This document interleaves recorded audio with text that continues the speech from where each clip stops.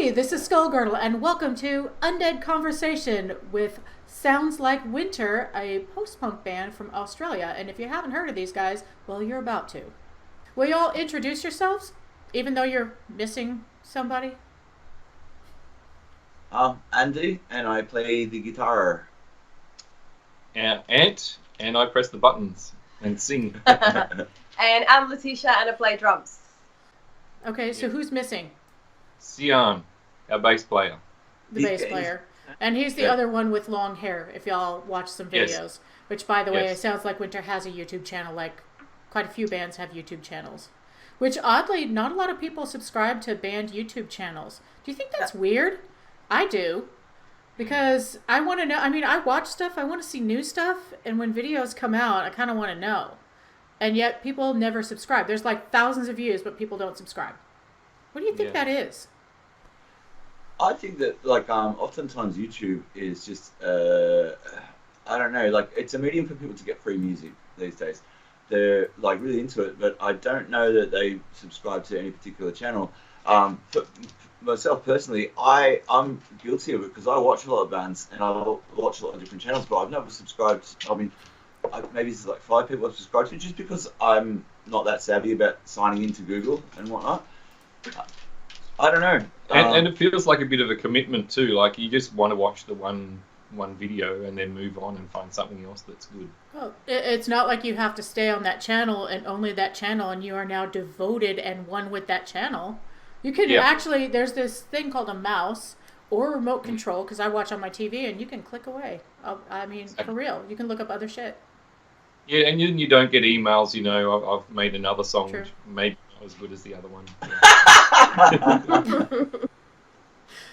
People have emailed that to you? No, we tell them. Oh, right, yeah. So how do you guys write your songs? There's maybe four different ways we'll write a song. Oh. Andy and I will bring songs to the bands because we both kind of write on our own. Then we'll have a jam and we'll record it, because if a jam's going particularly well, we'll hit the voice recorder on the nearest phone and we'll record it, and then we'll try and turn it into a song later. So that's the other way. Mm-hmm. They're the best. They are, yeah. It's really organic when it happens that way, but you never remember them. Yeah. So, right. And then someone may want to do a particular cover. That doesn't happen very often. We do a lot in the studio. For the last record, I would say most of it was kind of written in a room, except there's some stuff there's 2 tracks off the last record that we never played live. We just wrote in the studio. It was like Beasts of England and New Hebrides. We just wrote in this room. We'd never played them live until we put them down on tape. Stuff like Sticks and Stones. That came out of a jam. That was just out of a jam. Yeah.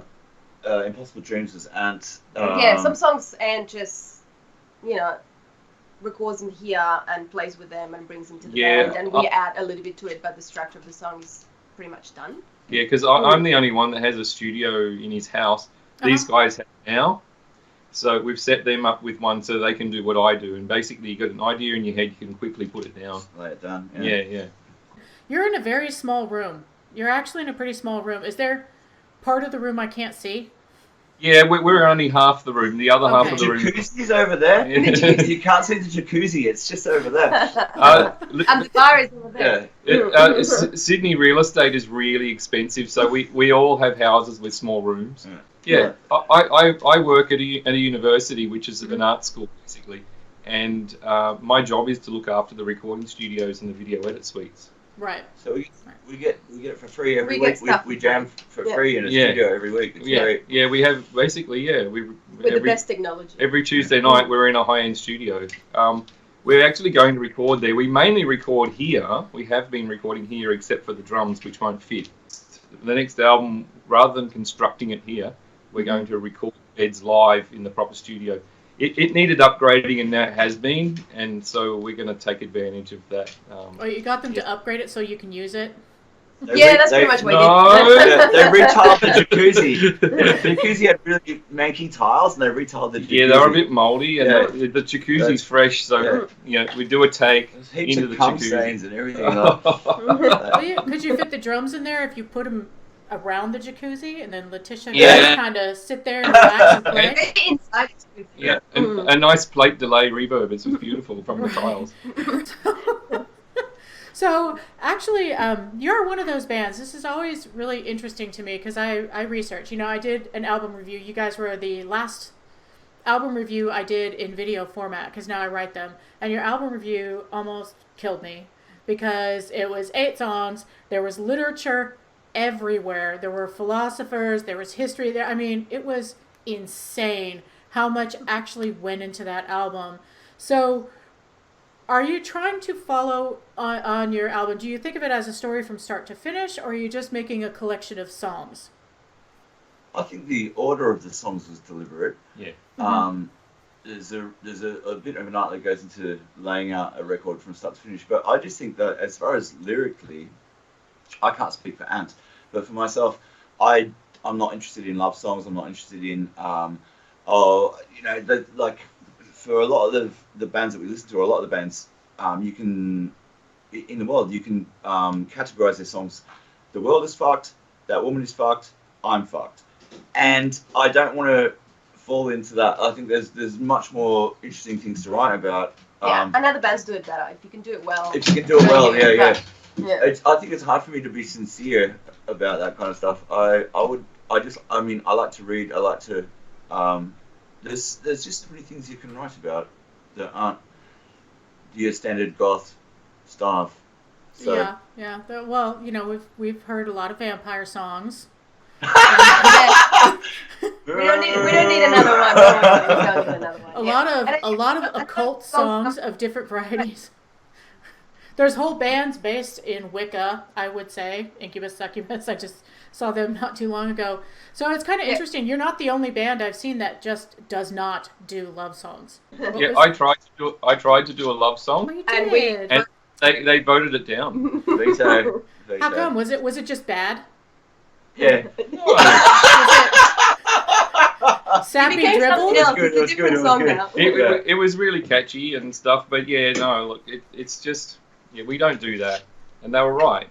It didn't sit. What is that Postman song? Impossible Dream? Impossible Dreams, yeah. That song is depressing as hell.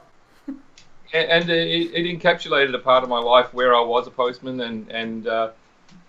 and I had all these big ideas and dreams and stuff, and they really did seem impossible, and it turns out they kind of were. I was going to finance my house with the proceeds of my second album, and all this shit was floating around in my brain.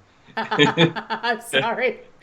I've talked to too many musicians. I'm like, wow, in the day and age of Spotify where you get 1/1,000,000th of a cent per play. Yeah. It's not really anymore. But I was roadie I was doing sound for Severed Heads for 15 years, and I was roadie for another bunch of bands. And these tours were huge, and the money was huge, and like record companies would take us to lunch, and even like I was a roadie and I got free lunch. There was just so much money around it, and it seemed like it was achievable. But if I got my shit, of course. Yeah, but then it all went. Yeah, but I think with fame and with having an audience of that size, at this time, I think you pretty much have to sell your soul. I think that the larger bands in our genre, like the 6 or 12 genre that fit under this massive goth umbrella, but I think that the time for the bands to actually be large and actually go out into the world of pop is not right now. We may have it happen again, but you would have to American Idol yourselves. And I would stop listening for sure, because I hate that one pop voice, and if I hear ukulele, I will set your album on fire. I will set this one on fire. Oh no! I think it's unhealthy that it's framed that way. Like we grow up, at least I think our generation grew up with this idea that like the media and the archetype of the musician were these golden gods casting out solid gold riffs adrift on a sea of red wine while they were fisting underage crumpet. And it's like it led to a lot of tawdry imbeciles. it led to a lot of ruined lives, and it led to a lot of bad music. And Yeah, there's it still did. so many people who are enthralled to that myth of, you know, the rock and roll, right? Like, and I just think that's really tawdry and sad and boring. Yeah, and it's probably yeah. for the best. But there's also that Yeah. fine line where it can also be just a little bit too difficult. So it's a fine line between, you know, being honest about your music and not Yeah. getting caught up in all that bullshit. But at the Yeah. same Yeah. time, you know, in the Sydney scene, it's incredibly difficult to play. We have lockout laws. We have a government that's not very supportive of musicians. So it becomes Yeah. becomes just the small things, you know. Yeah. Right, Yeah, right. it's Yeah, just- I'm sitting in the country that is so hard to get into that people can't Yes. get the visas they were promised, and it's thousands of dollars to come here for your Yeah, audience of 100 people. Yeah, Yeah. $3,500 to apply for a Yeah. visa you might not get. We're not doing Right. that. We're lucky. I'm actually going to a festival in October in Florida with, I think all the bands are from the U.S. because nobody else can afford to come here. Okay, so back to the talking about what Andy was saying with music just getting to be bad. I've actually seen videos and articles about music now being much less creative, actually being less creative, and they call it the Millennial Sound. You know, have you heard that term? Yeah. Where in this every song there's over 200 songs, 210 that have something that sounds like whoa, whoa, whoa, whoa, whoa, Yeah. whoa, and I'm just like, wow, once was enough. Once was enough. Yeah. So why do you think that is, aside from just the rock gods? The formula works, like, clearly it works. Otherwise it wouldn't be a thing. You know, it works for people who are a little bit pedestrian and want to hear something predictable, but it must have some kind of biological effect on people. Yeah, there's been we've had a couple of decades of musicologists behind the scene, like working out what will press people's buttons. Yeah. And that's serious. They're actually doing all this stuff, and they've got geeks behind the scene in the marketing department that have studied musicology, and they know exactly what to do. And the way the cars all look the same now, because an aerodynamic shape is one shape, and I think music that triggers the serotonin straight away It's one type of is music. probably one type of music, maybe. It's like, you know what it's like when you hear a record and there's usually the song that first connects with you. And you really like that song, so you investigate the rest of the album, but that first song that hooked you is not the one that becomes your favorite. It's usually the one that takes 3 or 4 listens that gets under your skin. Yeah. But we're living in a society where there's like a massive emphasis on instant gratification. Yeah. So Yeah, you make a good point. Like, good Yeah. music takes time. Yeah. Like, good Yeah, I bands, agree. you know, it takes 3, 4, 5 records for good bands to become really, really good. And that time is not given to music anymore. No, It's like, not at all. you got 5 minutes. Yeah, and like I feel like now releasing an album is almost a waste of songs, because you realise the back end of the album. Our first album, Initiate, I'd love to re-record that, because there were wasted songs on that never got heard, and the same. I think the same would be same thing with Sticks and Stones. I think there are songs on there that deserve more of a hearing than they're ever going to get, because people have got 4 minutes 15 to quickly listen to one track and then skip to another band. You know. Yeah, and it's playlists. People do playlists. I am old, and this is how you know I'm old. I am an album person. I want to hear that story from the beginning to the end, and I want to absorb it. And I don't feel like I've given an album a valid listen, until I've listened to it probably 5 times. And I don't feel like I know an album very well at all until I've listened to it over 10. I know, and I think that that's getting to be extremely unusual. And I've met young people that are like that too, but they're fewer and far between. Actually, it's easier when you're younger. That was what I would do when I was younger, and that might have had to do with there was less distractions at the time. But like, I was listening to records day in, day out. Yep. Like, that was my escape. Nowadays, it may be partly because I'm getting older, and that stuff's in my DNA, and there's not much room for anything else. But there's so many distractions now. Like, back in the day when you went to get an album, especially if it was a band that wasn't popular, I was into the tape trading scene. You'd have to actually physically record a tape and send it to somebody in the mail and wait weeks for it to come back. And so when you got it, it was like this little piece of gold, and you would really appreciate what you had, and you would listen to it over and over and over again. Now it's like clickety click, 66. I have all the music in the world at my fingertips, and it so somewhat devalues it. I'm not saying I would go back to those times because it's double convenient, but I remember collecting the live bootlegs, the B-sides, the rarities, and it was like a treasure hunt, and it made it gave you a personal story and a connection to the music, which I'm not sure that people have anymore. I still listen full-length album, but it's not like I'm lying on the floor with a speaker on each side of my head and just playing that record over and over again. Teenage Angst. The car's the only place I have time to listen to a whole album, so that's what I do. I load them up onto a USB stick, plug it into my glove box, and listen to a whole album on the way to work, and coming back, then I'll get to hear the whole thing. And yeah, folding washing's a great time. I've actually put a really nice stereo in my bedroom, and the only time it's switched on is when I'm folding washing. So I'll empty all the washing onto the bed. There'll be a big giant pile. I'll put on a favourite album, and I'll get to listen to most of it. Yeah. One of the reasons I think drinking is important is because any kind of consciousness circuit breaker makes you go, well, I'm going to actually indulge in this, and so I'll sit and listen to a record if I'm pissed. Otherwise, it's like, oh, there's things to do, but then the brain. Yeah, it's real easy to feel guilty about recreation these days. There's so much to do. Yes, it is. It's like compulsively we have to be doing, and I am very guilty of this, where I feel like I have to be doing something useful with my time at all times. And I actually use music a lot as a companion. I have Bluetooth speakers in my bathroom. I have one that I carry around the house with me. My TV is actually my stereo, so I always have music available to me. But I'm still doing something else. I don't remember which song it was off of Sticks and Stones. I have no recollection which one it was. But something on there reminded me of the band Television. Right. Do y'all listen to that band? Yeah, they're great. Marky Moon's a great record. Yeah. I've seen them when they came here, like, was that 4 years ago, 5 years ago? They were in Sydney.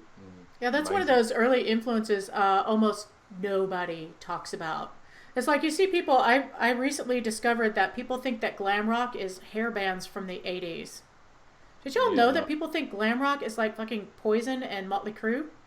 Yeah, like we used to call it hair metal. Yeah, we call it hair metal. We call it hair bands here, but it's not glam rock, and people think it's glam rock. I'm like, glam rock is like Bowie and Bolan and right, and the Sweet and right, T-Rex. I think. Yes. New York Dolls. For me, New York Dolls is like the epitome of glam rock. And then Specimen is like them in fishnet. Oh, really? Specimen actually reminds me of Kiss. Specimen are the Kiss of the goth scene. Ollie Wisdom is Paul Stanley. I'm sorry. I mean, but he's also like Rocky Horror Picture Show. Yeah. I mean, I like Specimen, but they're definitely Kiss. So do y'all have very much death rock in Australia?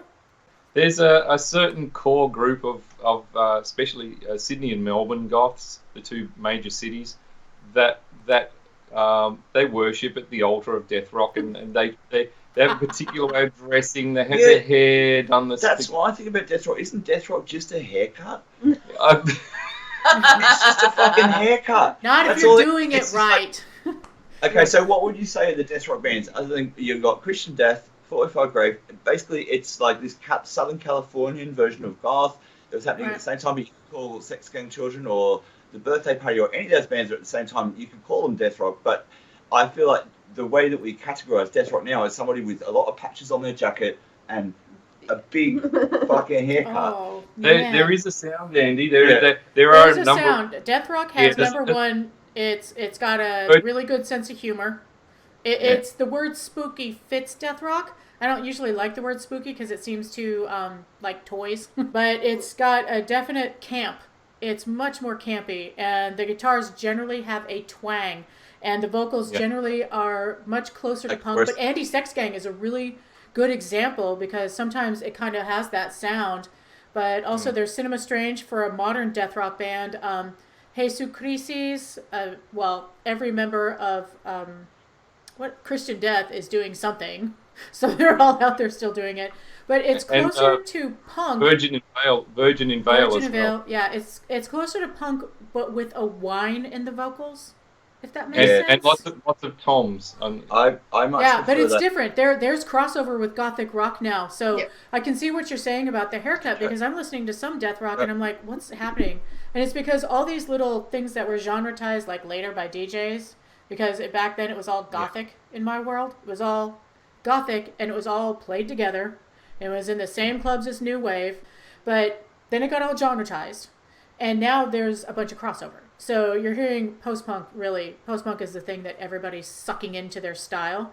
So I think with death rock and with gothic rock and with post-punk, it's starting to get blurred enough where it does look like the haircut. But also, I think death rock is starting to look like a uniform. Or not starting to, but looks like a uniform. It's like you have to have your little death hawk. You have to have your certain eye stuff. You have to have your holy, fishnet. It's the same. That's like It happens with all movements. It's like the every single uniform. genre. You start out with a few bands who are doing something fresh, and then there's a million people who are like, oh, you know. And look, I'm not going to say we're immune to that. We wear our influence on our sleeve. You know, you can tell that we like us. You can tell we like Joy Division. Really? You do? Yeah. But yeah, as soon as it starts to become, it's like punk. If you listen to the punk bands, like you look at any of you look at the Ramones, you look at Television, you look at the Voidoids, you look at the Pistols, you look at the Dums. They all look completely different. They all sound completely different. Yeah. It's only when that second wave comes in that then the uniform starts to creep when the big record companies figured out it was profitable. Yeah. And you start, get those like postcards about London punks, and you know, and then you can think when the other way, you got the third wave of punk, which was this really cool anarcho-syndicalist movement, which was bands like Crass, and it was very much about a communal, almost a communist tape trading, vegetarian, commune, political thing, and they were very different again as well. But then you had the oi bands. Every movement splinters. I think genre labels are incredibly frustrating and limiting, but everybody has to say, you know, it's like when you're at work and they go, well, you're in a band, what sort of music do you play? You're like, it's very difficult to say. Stuff. Stuff. Yeah. I think part of the reason the post-punk label has become so popular again is because the word goth has a bit of a whiff to it. Yeah. And people don't want to be associated with that because it does kind of speak to this cheesy kind of like bats and cemeteries and hammer horror and all that stuff, which is fine. It's fun, but it's very limiting. And so, yeah, I think post-punk is a more expansive descriptor. Yeah, especially with the 90s revival coming on. In the 90s, goth was a dirty word, especially in Sydney. Like, it was. It really was, yeah. And you had bands like the Wolfgang Press and Sisters of Mercy, you know, and all denying their goth roots. And I think probably it's there's probably a bit more of that cringing going on now. I mean, yeah. There are bands now that call themselves trad goth. They specifically call themselves trad goth, and I was like, wait a minute. I'm constantly trying to not look like I just walked out of 1987. You're doing this on purpose? And I have yet to find one that we'll just go with like. Can tolerate is actually closer to what it is, and it makes me sad. I don't understand what makes a band new goth. I don't see a reason to differentiate that. But in my head, I also goth or gothic is a huge umbrella kind of based on like the moody atmospherics and stuff. It didn't have a specific sound. So I'm always asking people about that because especially bands, you guys are very sensitive to those labels because people want to label you. And in my opinion, it's fine for the labels, but you can carry more than one label. And for some reason, our modern society doesn't seem to think that. So they try to pigeonhole you into this very specific sound. And when you break out of it, they're mad, but then they piss and moan about how there's nothing new. Yeah, that's true. That's a good point. Yeah. I got no problem with being called goth. We can't deny it. But then we wouldn't have an audience to a certain extent. I mean, you've really got to you're forced to market yourself in one way or another. And I'm a member of as many trad goth Facebook groups as I can find, and I've put us up there.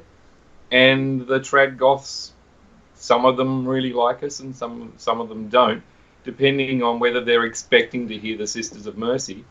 Oh yeah. Or whether they have a bit more of an expansive consciousness about what Gothic music was, So. I can't stand the Sisters of Mercy. They're such a shit band. Sorry. We all dislike some founder of the movement, so there's just so much where people they want everything. They compare everything to Fields of the Nephilim, Sisters of Mercy, or what's the third one? Sisters of Mercy, Field of the Nephilim, or Bauhaus when it comes to Gothic rock, or what? The Mission. The Mission. Thank you. Or The Mission. And so every time I hear a band that I think sounds a little bit like one of those bands, I go back and listen to the original, and it reminds me that they don't. Because sometimes, they built the genre. When it comes to Gothic rock, those bands built the genre, so some of the riffs are going to be kind of everywhere. Of all the genres, it's one of the most backwards-looking genres, in that, there's an obsession with that 78 to 83 period. Oh, yeah. Which, Guilty. And there was some amazing music that came out of that period. You had that collision of the evolution of punk and the glam influences and everything, and it made some great music. But I've been listening to that music for 25 years. I'm a bit tired of it. I could live the rest of my life and not hear another Bauhaus or Joy Division song, and I'd be okay because I've heard them all so many fucking times, right? And it's just it's a very backwards looking scene. And I'm guilty of it as anybody else. What was I listening to this morning? I was listening to Napalm Death this morning, and I was listening to a song from 1988. So I'm guilty of it as anybody else.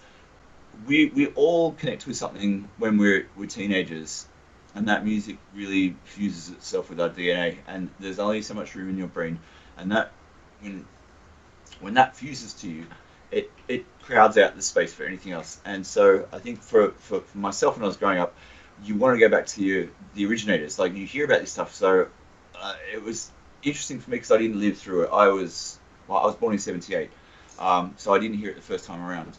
And then when I discovered it, there was this whole vast, panoply of stuff that I could go back and discover, which was very interesting.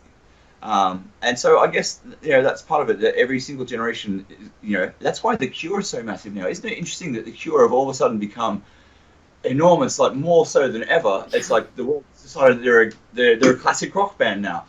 It's because every year someone's turned 16, and every year they're like, oh, my heart. And they have this whole back catalogue to explore, which is cool. Yeah, a large one, and they're coming out with a new record supposedly in October, but nobody really believes that. We think next year.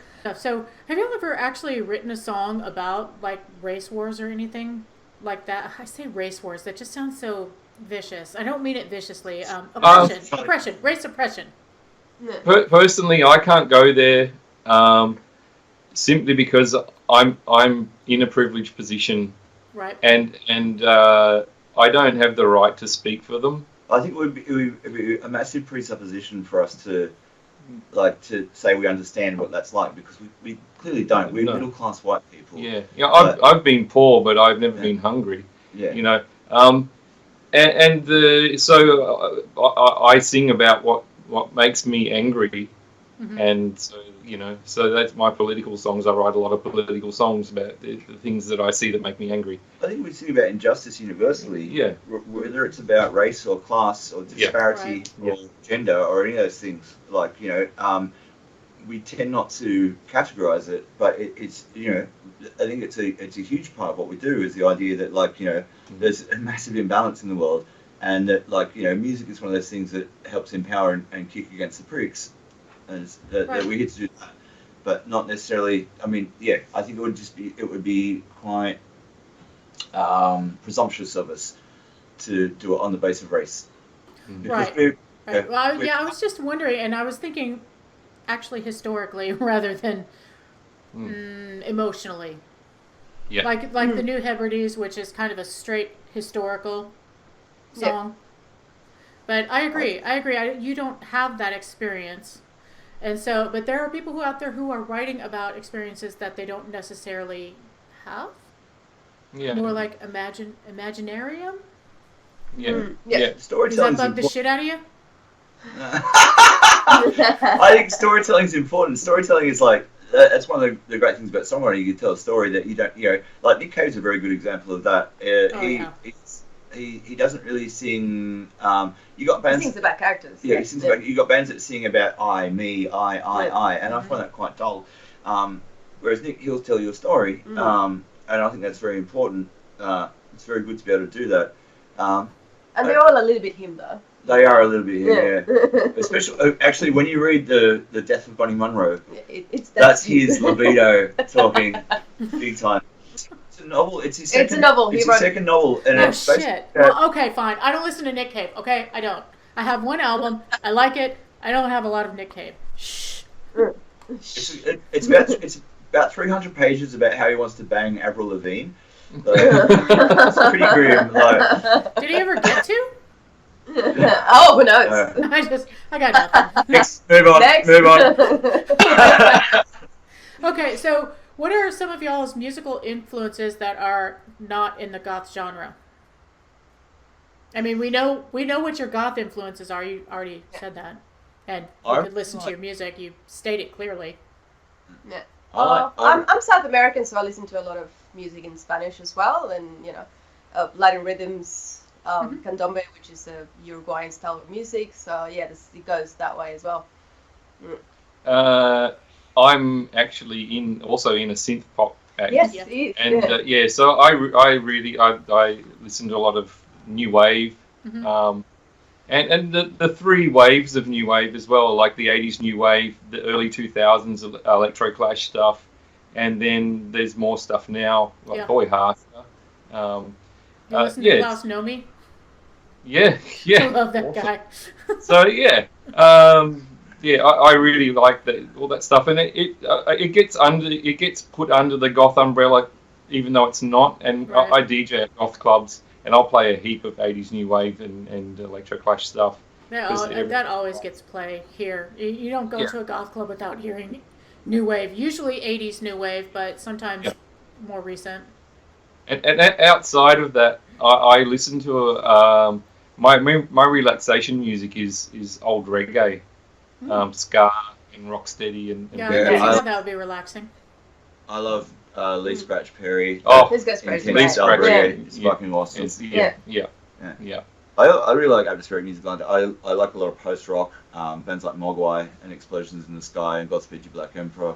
I also like old school death metal, bands like Entombed and Carcass and Napalm Death, the early stuff from the 80s, where it was evolving out of that crust punk thing, and it was not what it became. It's a bit embarrassing now. But when it was one of the only genres of music I got to see happen in real time, as a child, seeing it evolve and become a brand new thing out of nothing, it was incredibly exciting. It's something I didn't get to do with goth. So there's a part of my heart that's really into that kind of music. That it is like fringe music, and it's boundary pushing. I enjoy that a lot. Yeah, I find experimental music is overlooked and extremely important. Because that's where innovation comes from. Anything that's like body music, like stuff like, as I said, Mogwai and Swans, stuff like that, that's like very, like, it's full body music. It's loud and it's punishing, but in a way that's gentle. It's punching you and caressing you at the same time. I think that's a very overlooked, and it's very difficult to do, and it's wonderful to hear it so loud. It's like a massage that, that hurts. It's very, Well, Joe, what's y'all's favorite new band? Oh, I've been listening to Idols a lot. Yeah, they're sick. Idols are fucking great. Never Fight a Man with a Perm. Yeah. That Joy is an Act of Resistance. Their new record is incredible. Yeah. There's two Australian bands that have just split up that were incredible. One's called Gold Class. I don't know if you've heard of them. Gold Class are amazing. They're My so favorite good. Australian band. Gold what? Gold Class. Gold Class. Class. The other one's a band called The Peep Temple. They're both bands out of Melbourne. They've got this sort of post-punky thing going on, but they're very Australian sounding. You can't imagine either of those bands coming from anywhere else. Gold Class have got a bit of the Smiths in them, but a more of aggressive version of the Smiths. Angry Smiths. And Pete Temple are very Australian. In a similar way to bands like the Laughing Clowns and the Wreckery and the Birthday Party, but with more of a kind of a sardonic. Yeah. I mean, all Australian bands have a bit of sarcastic, sardonic, edge to them, but they're very good at that. Their lyrics are incredible, and they've just lit up as well. So they're two of the new bands that I really liked. Yeah. Hopefully they play again. I quite like Ash Code, Boy Harsher. I mean, I must admit, I don't listen to a lot of new music, but I'm busy making music. Right. The very heavy influences with most bands that are in goth genre are not really goth.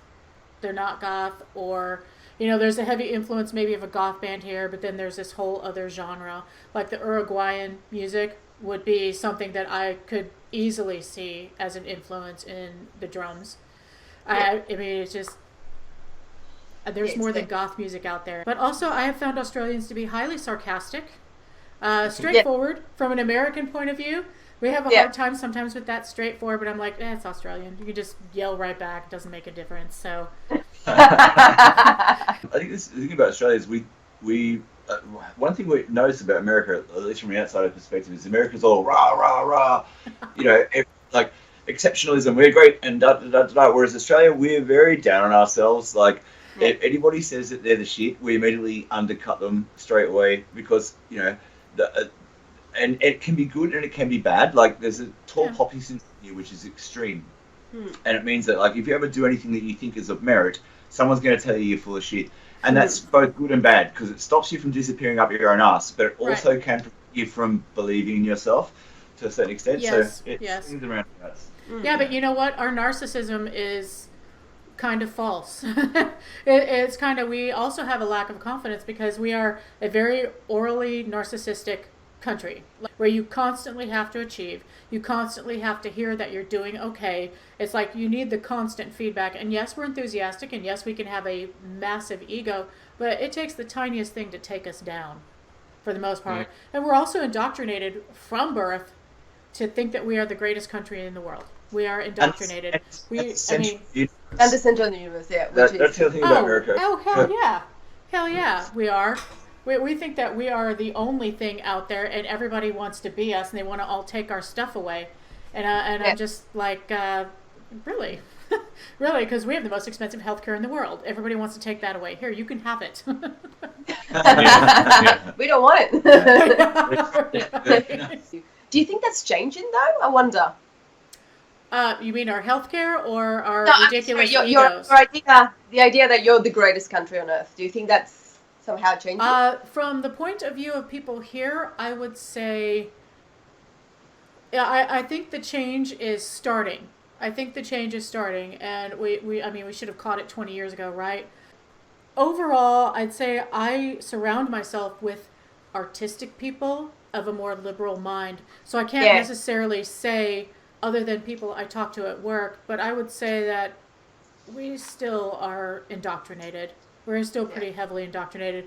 Like, as we're trying to talk because we have an election coming up in a year and a half, as the Democratic primaries, that's the Liberal Party for us, are happening, but they're asking them about the universal health care.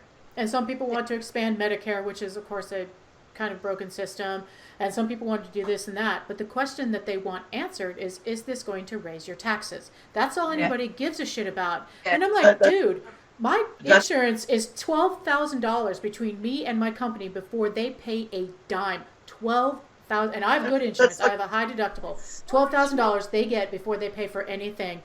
And if that $12,000 is taken off, my taxes may go up, but that huge cost is going to go away.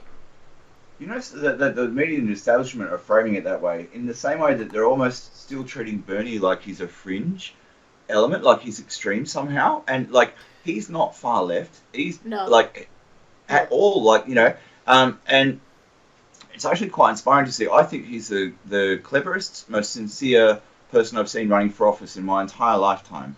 Like for any of the, the modern Western countries. And the way the media is still treating him like this sort of fringe anarchist almost. Yeah. It's bizarre. It is. But there's like obviously there's like huge amounts of money and interests involved in it. But like the way that as you say, like it goes back to the taxes. I think that's just the way it's framed by the establishment and the media. If people were to do the math as you've just done when it comes to healthcare versus increased taxes, it's it's what the majority of the population wants. It's going to be very interesting. As we were talking before, like the last gasps of this very reactionary right wing, power elite. Oh, also, one of the Koch brothers died this morning. Yes. Ding dong, he's dead. He's dead. He's dead. That is a common reaction that I've seen. They're like, oh, you're supposed to say something good about someone's dead. He's dead. Good. There's going to be something cataclysmic is going to happen. It's like we're at there is a cataclysm coming, and it's going to hurt for everybody. But it needs to happen. Because shit can't go on the way it's going on. No. It's just so triple fucked, and it's like, it's a daily aberration that you wake up in the morning and you go, is this still going on? Like, and yes. Yeah. Early this year, I found myself so angry all the time, and I got to the point before our election, that we believed. We had an election a few months ago. We thought that our slightly less right-wing opposition party was going. We thought they were going to get in with a landslide, and they lost. Yeah. And it was at that point I'd been angry all year, and then I was hearing things on the radio that made me want to run my car off the road, and so I got to the point where I've stopped listening to the radio, to the news in my car. I listen to music all the time now, and because I had enough. And you see when you look at the bigger picture, you realise that the political class is completely disempowered anyway, and they're beholden totally to corporations. Yeah. And I think in the US, in the US, they've stopped pretending that it is any other way. I think. The side has fallen. So shocking. But in Australia, it's the same. It's just an undercurrent of it. And the politicians can bold-faced lie a number of times a day, and it's people don't expect it unless it's part of the course. Like you see speak sincerely, and it's getting back to Bernie. You see someone speak sincerely, and what's wrong with them? It seems like this weird fringe thing, and it just combobulates people because they're so used to hearing this rote bullshit. Just garbage rhetoric. We are in the grip of the National Rifle Association, the NRA. People are buying into this, and I mean the frustration of living in a country where people are so hell-bent that they should have as many and as large and as huge capacity guns as they want, that they're not even willing to consider taking some of those guns off the streets. When we wake up once a week, we wake up with these mass shootings. Frustrating doesn't cover it. It doesn't cover it. It's heart sick. And so now we're passing laws where there are guns allowed on school campuses and colleges and in churches because that's going to fix it. Yeah, that's going to fix it for sure. I think it's part of this concept that I see it all the time, that it's this idea that you want change, but you don't want it to cost you anything. You want also healthcare, but you don't want to pay for it. You want safer schools, but you don't want to get rid of the guns. It's like this idea that as long as it doesn't touch me, I want all the change, but that's impossible. Oh yeah, you're right.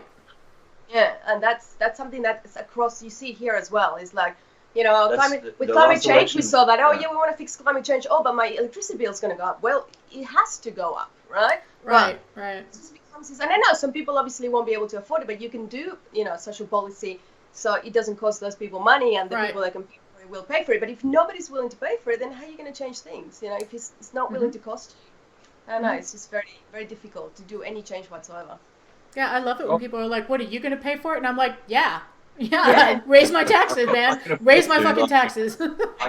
I'm not going to starve to death. Like I can, Yeah, exactly. Right. So, if you want less people getting killed, you have to give up your guns. Some of them at least. Yeah. It's changing slowly, but sometimes I wonder if we're going to have to rise up violently. And I don't want to see more violence, but I also want to see things change for the better. It's hard now because I think the reason all this bullshit's so entrenched is because there's a universal pall of fear across everybody, especially in the West. And it's only those of us that are a little bit more comfortable in our own skin and realize that, change doesn't kill you. Yeah, until the majority of people actually get out of this constant fight or flight, which is promoted by the media and promoted by government. Hell yeah. And, a constant sense of anxiety. Exactly, and everyone's running on cortisol all the time. And that's what the mental health issue is all about. Basic human needs are no longer being fulfilled. Secure living, secure income, secure food, secure status, family, all those things being eroded, and everyone's afraid, and I think there's a constant biosurvival anxiety that's humming away at the base of everybody's spine. Yeah. Right. Well, I think we also need to make our neighborhoods again, and get out and be around other people, because there's almost like a cult of introverts here. People are very into their introversion. They're very into their reasons for not contacting other people, for not going out to the clubs, for not hanging out with their friends.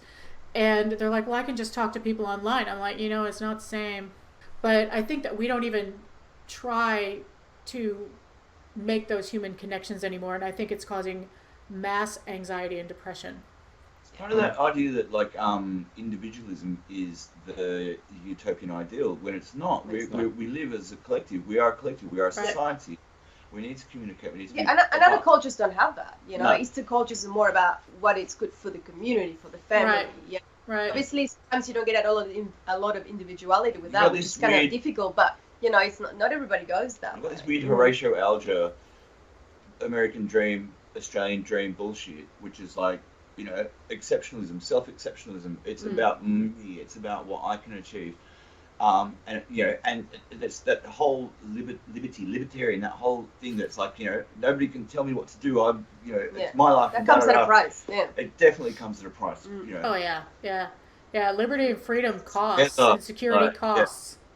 Yeah. But I think that you can have individualism, and you can still be artistic and creative, and still think of the greater whole around you and the people around you. I don't think that you have to just like ditch everybody and go off to Walden Pond by yourself because you're pissed off at everybody. I think you can live within those people and find some space for yourself. And I think that's where we'll come around to. We are actually in the age of Aquarius, aren't we? I believe so, that right? means we're all going to go back underwater. So we're all going to go back to where we came from. Yeah. Live underwater. We're going to evolve gills again, or just swim around anyway. I don't know that I want gills. I would love gills. Oh man, wouldn't you? So you get those weird eyes. The ocean is the most fascinating part of the planet. The fact that we've been to the moon, we don't know what's at the bottom of the ocean. I love the sea. There's so many he loves the sea, as you can tell. The smell of the sea, the look of the sea. It's so vast and mysterious, and it's the most romantic thing on the planet. I'd love to see what's under there. I want gills, man. Never go to the beach with Andy. When you try to leave, he's like, I just want to swim for a little bit longer.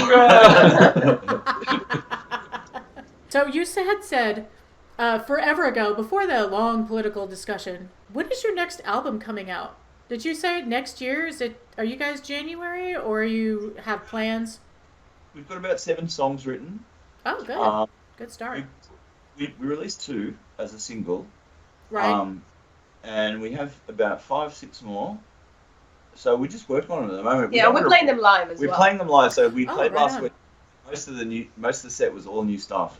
Yeah. So we're trying to work out the kinks in the live setting, and have it be a really organic sounding record. We don't want to rush it. I wasn't happy with the first record, but I was very happy with Sticks and Stones. Mm-hmm. And so I want to make sure that if we do another record, it's going to be the next step. Yeah, that's the evolution of our process. Mm-hmm. The first album, it was kind of like a solo project for myself, where I brought in other musicians.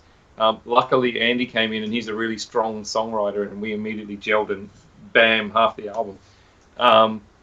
Then Sticks and Stones was again written on beds that were created in this small studio here, and we just built on it. And a lot of the songs, as Andy mentioned earlier, were brand new. We hadn't played them live before they were released almost.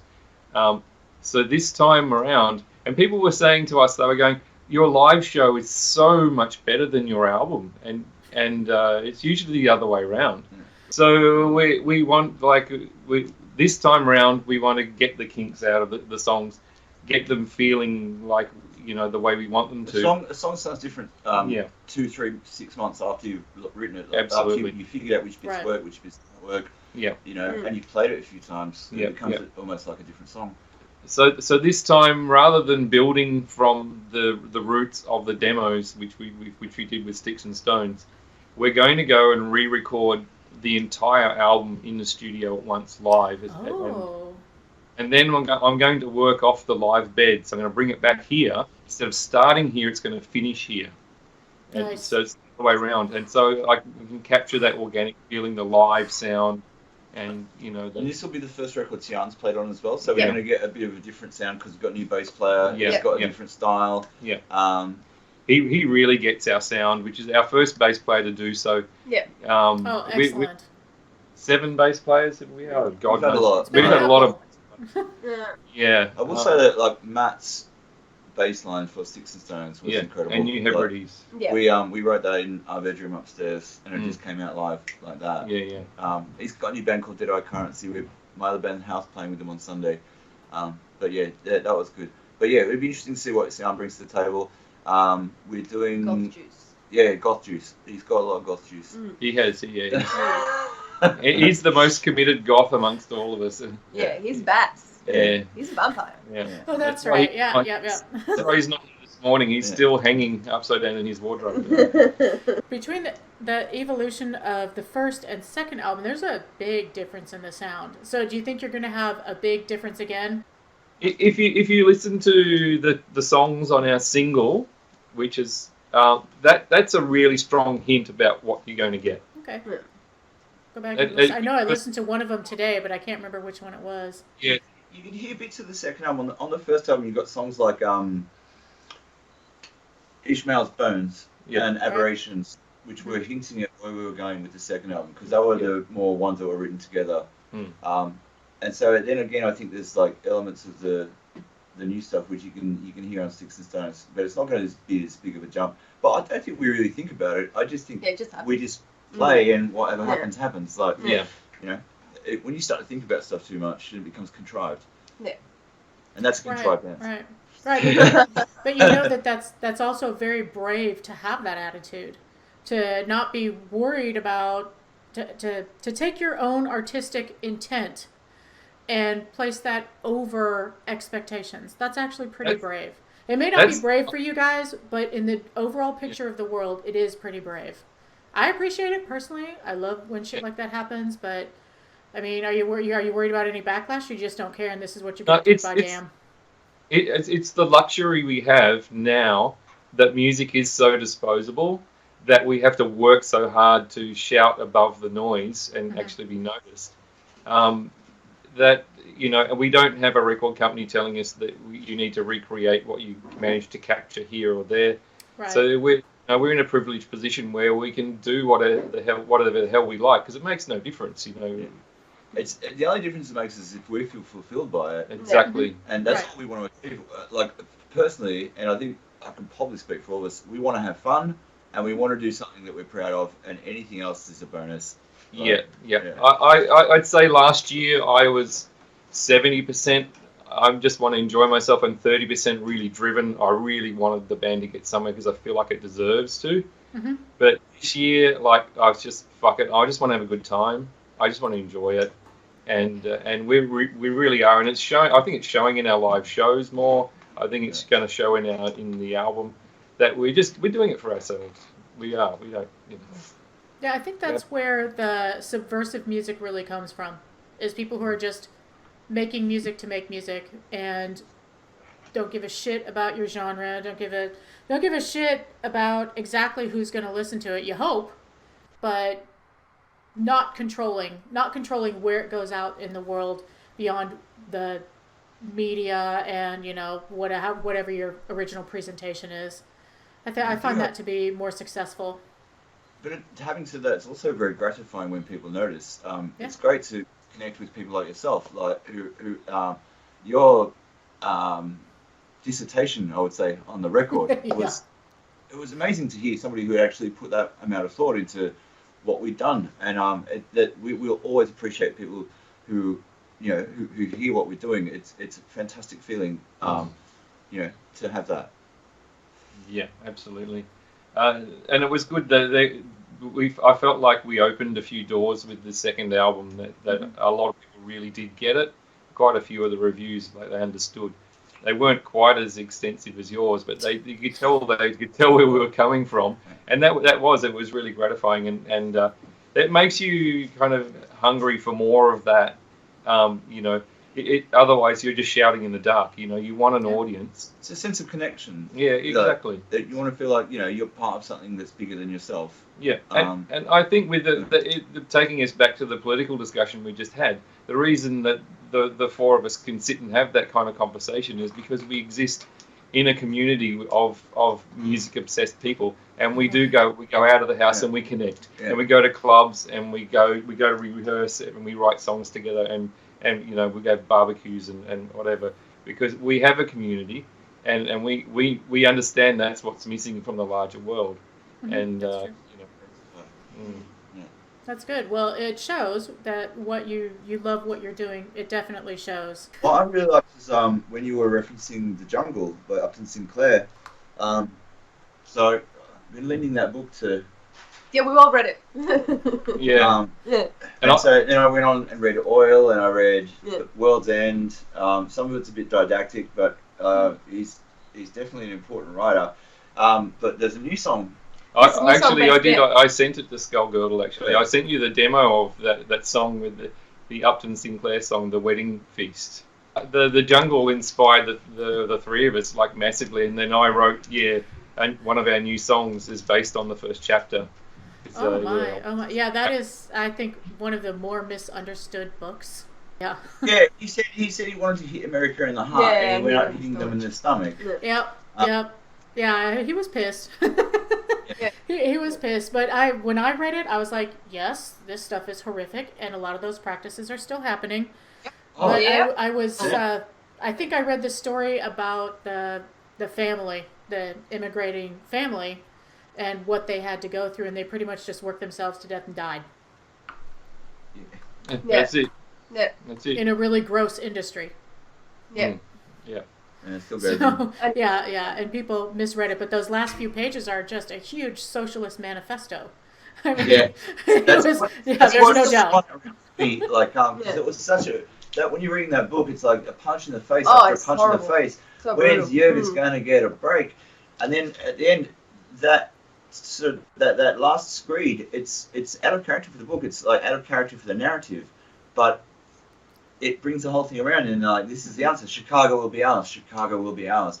And you get that sense of hope that workers' utopia was just on the horizon, and the workers' movement was at its strongest in the Western world in the early 20th century. Yeah.